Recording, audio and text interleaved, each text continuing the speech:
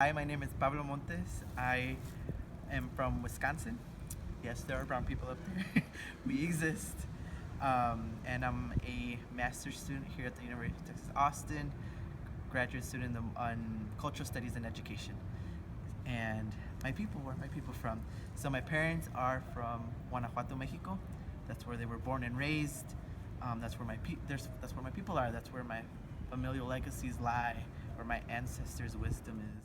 Growing up in a state like Wisconsin, it was difficult trying to identify in one certain way, because we're taught, conditioned almost to a point where we have to identify with the terms or with the labels, with the concepts that education, the media, government gives us. So for a while I was unsure, and even now I'm still unsure, quite to be quite honest, about which identities best encompass what I'm feeling, with what I'm thinking, with the ways of being that I embody. And like I never felt comfortable with being Hispanic, because to me that term was very vague, you know or Latino. Like, what does that mean? Like, can I be Latino and Hispanic? What about Mexican? What about Mexican American? What about Chicano? Like all these terms that were created but never really explained to us, like where those terms came from, you know and we don't learn about these things, these ideas in education, because people are afraid. The government, the educational system is afraid that if we find out who we are, that we might want to do something about it. And that's why they make it a point to make us forget. It wasn't until recently, until I went to Standing Rock, North Dakota, where everything was happening with the Dakota Access Pipeline, with um, with with the water protectors out there, defending and protecting the water of their state, of their land. Um, so by going up there, it was really transformative. It was an experience that I will probably never forget in my life. When I saw people who looked like me doing and being a part of these traditions, it really hit me that, you know what? I think I could be a part of this. I think that, in a sense, even though I have no idea, what tribe I'm affiliated with, it doesn't mean that I can be part of that decolonization, at least for myself. That I can go ahead and begin to learn these ways of being and knowing that were forcibly taken from us, and start to reintroduce my life into that lost knowledge.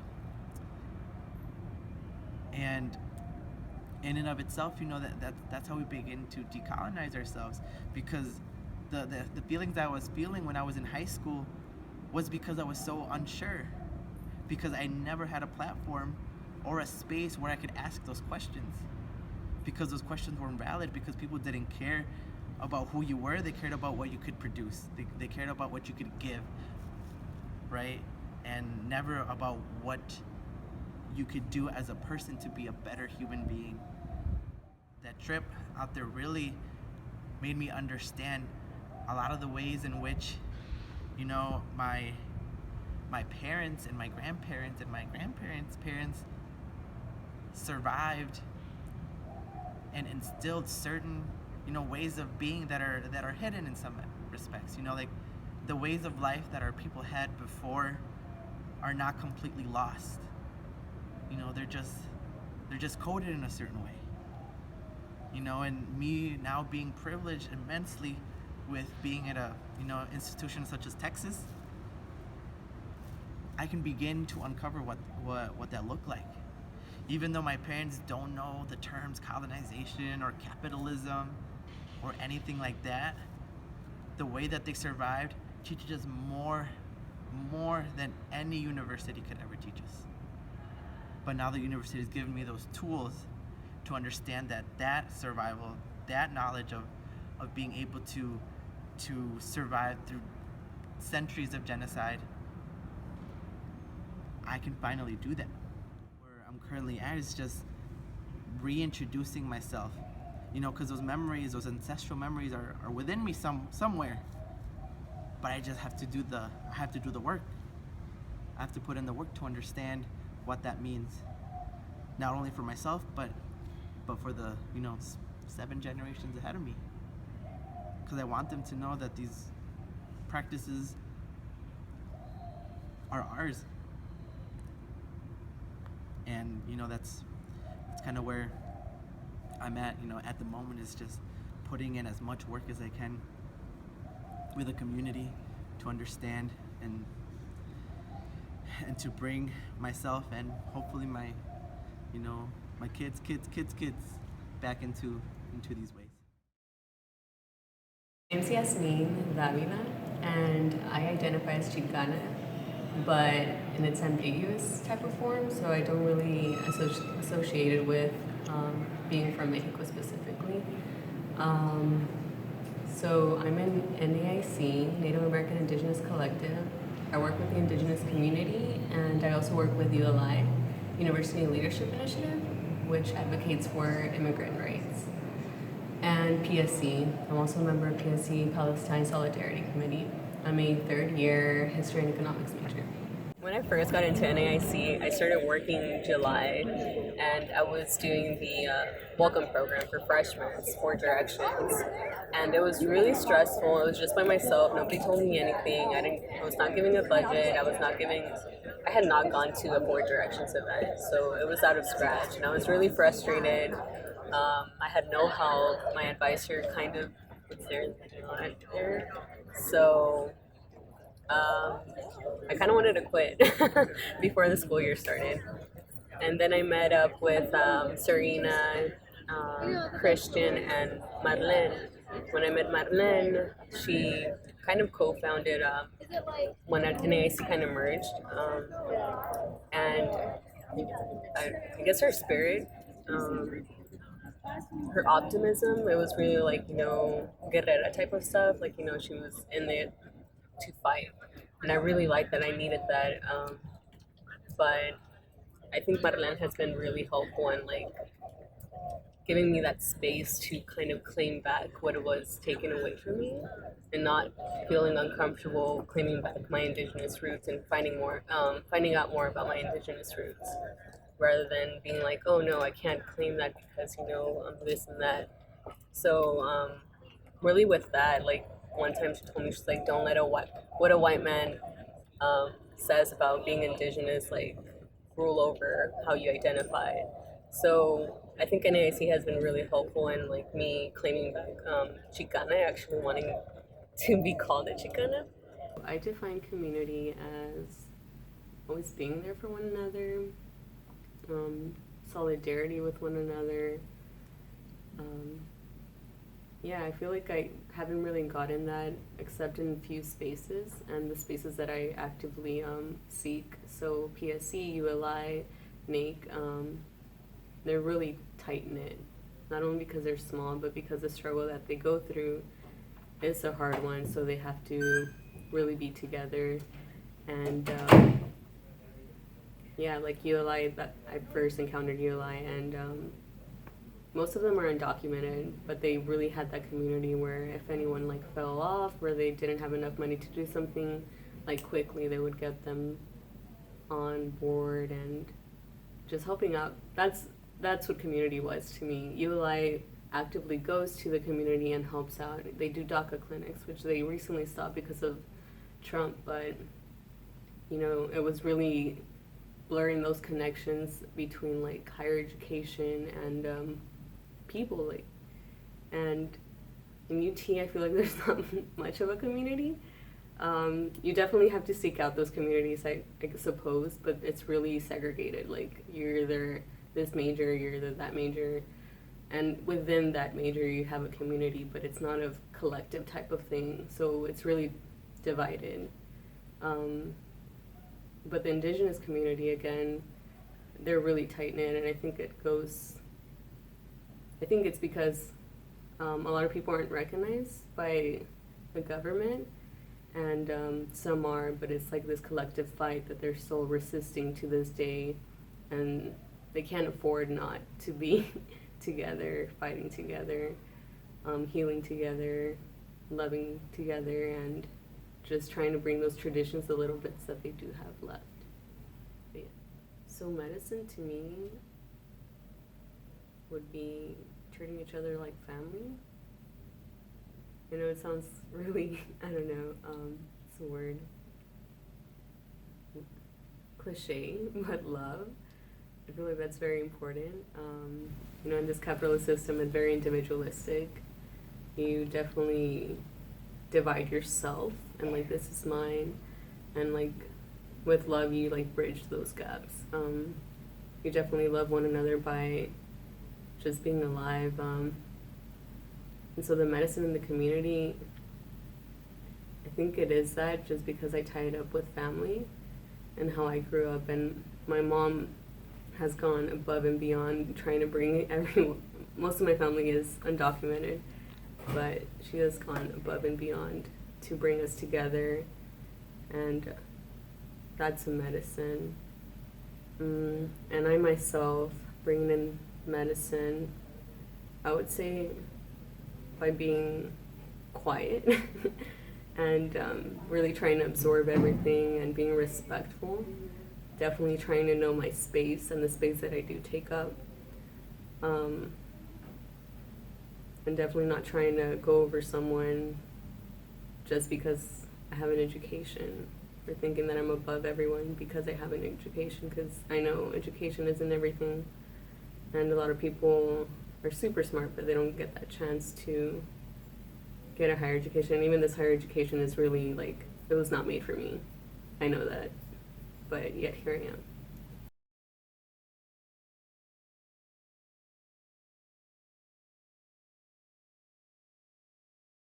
Habarui Nananiat Sapi Pawakikwe, Nukwahare.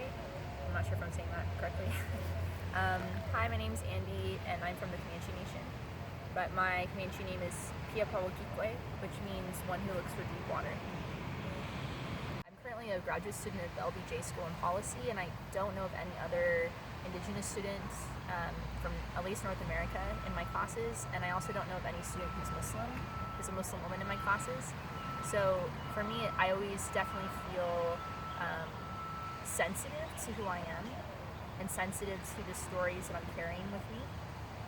Building community for me is a space where you can create trust and affection for people, and that you really want them to thrive and do well.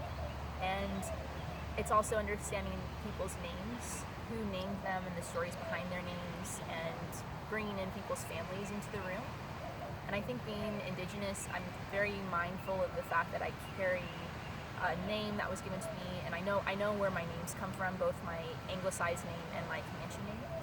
And I'm very conscious of the fact that I am going to die one day.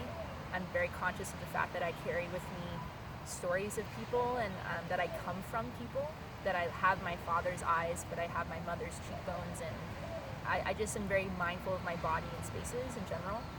And that's something that I have felt in schools, where we'll be in discussions and I'll feel it physically in my body and be able to articulate that. And my classmates who come from different backgrounds that perhaps haven't really created that environment for people to be honest with who they are and where they're coming from really struggle with.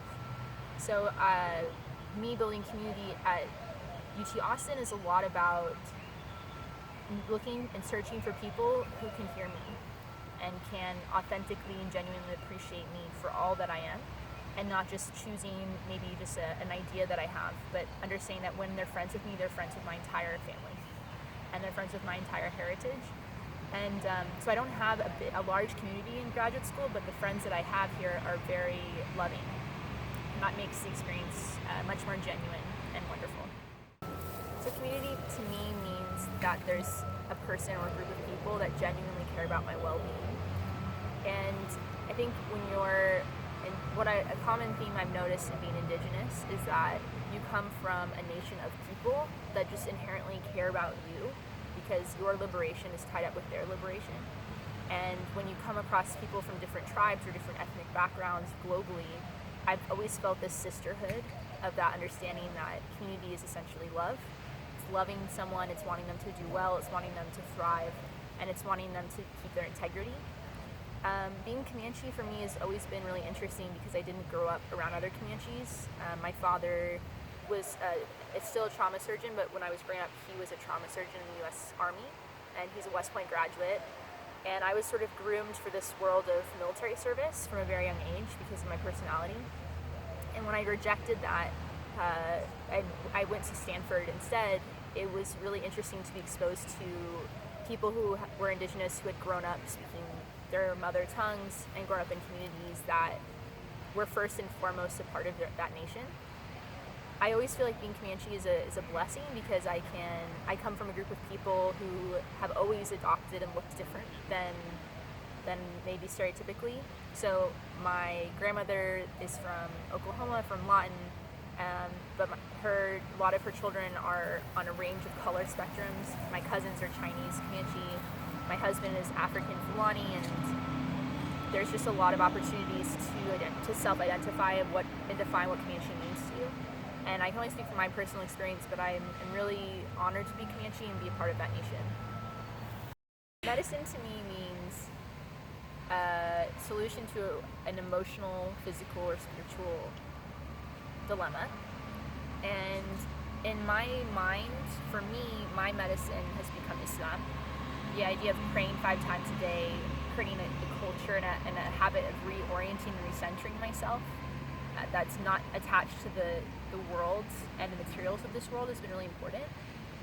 And when I go into spaces of higher academia, it's really important that I carry that medicine with me and understanding that the way of looking to the future and applying to things and constantly looking ahead and constantly planning is really necessary, but it's always on the assumption that you're going to live tomorrow. And no one knows when they're going to die. We only know that we will all die one day. So for me, my medicine is that I bring to the campus, that I try to bring, is a level of humility and understanding that my daily task is to do everything as perfectly as I can and doing things with intention. For me, as an undergrad, what I realized is that whenever I felt anxious about my classes, or in particular about being Comanche, which happened a lot my first 2 years of school, I feel like my anxiety stems from a lack of information about something. So either a lack of information about how to do something, I have a homework assignment, I don't know how to do it, so I feel anxious. And when I realized it's the same way about being Indigenous, I have this piece of paper, I have these accreditations to be Indigenous legally, but I don't know what that means for myself. And I was always really anxious about that narrative and really concerned that someone would sort of call me out on it, that I was faking it. And what I did for myself was I actually applied for grants with my institution to try to learn Comanche, was completely rejected. And then I decided to spend my entire savings flying back home to Albuquerque to interview elders and essentially learn from them, the experts of being Comanche, the oldest Comanches in our tribe. Can I say that I'm Comanche, and when I do, what does that even mean? And just getting that information alleviated the anxiety, and honestly, since then, no one's even doubted me for being Indigenous. I went from people actually interrogating me in schools in my undergrad, asking me where's my blood quantum card, and all these types of things, or saying, she's only a quarter Comanche, or all these bizarre incidences. And I used to have really witty comebacks saying I'm only a quarter Comanche, which means my right arm is Comanche and nothing else. And it's so fascinating when being older that no one questions me, no one doubts me, and I think I realized that the questions I was getting, the energy I was getting, is because I was attracting it. I had an unresolved anxiety, and I had an unresolved issue. And now that when I use knowledge and education from my ancestors and my relatives and my relations, that was the medicine that healed that for me. And it's been about 6 years, and I've never had any of the experiences that I did have on probably a daily basis.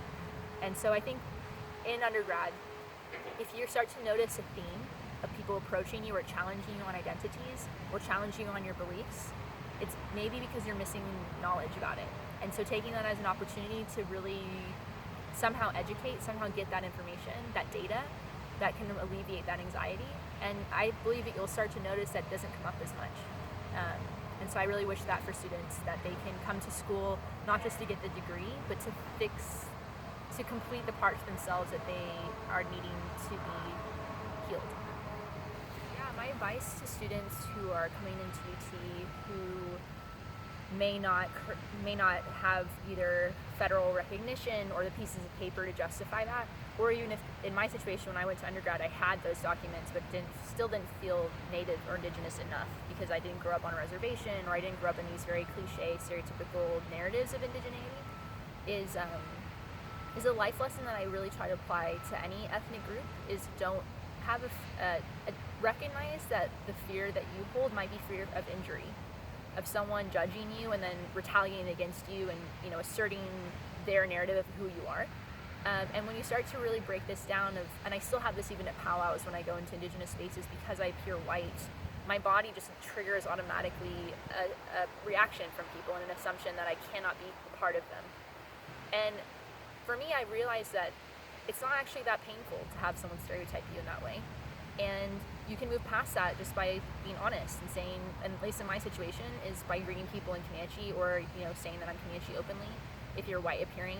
And if you look stereotypically Indigenous, but you might actually just be Mexican American or, you know, like African American or have some other identity fusions, you're allowed to be that way. There's no such thing as like a 100% good Indian anymore. That narrative is completely fabricated and artificial. And and I think it's important to understand that people come to college to articulate the feelings and the identities that they've always carried with them. And so you're not alone in your journey. And I would really encourage people when their students are coming in to understand that community is there to support you, to have professors who can help guide you through these emotional transitions of your life, and that you don't have to be afraid that people are going to target you or to reject you solely because you're still learning about who you are. And if and when that happens, because it does happen unfortunately, it's not necessarily something that you've created that you're responsible for. If you create a strong reaction of people being disappointed or judgmental or critical of you, that's not you, that's their problem. And so I would highly encourage students to understand when they come to school that your job is, yes, to be very successful and, you know, working hard and studying, but it's also to thrive and to find a group of people who genuinely love you, genuinely want you to rest well, people to walk around campus and not be worried and not carry things in your body, people that you can kind of lay your backpack down at the end of the day and just exist again as a person with more vocabulary to describe yourself. And so I would say being around other students who are Indigenous is very fulfilling, it's very healing, and it can oftentimes be life-saving in spaces that are sometimes not really understanding that you have a life outside of the academy.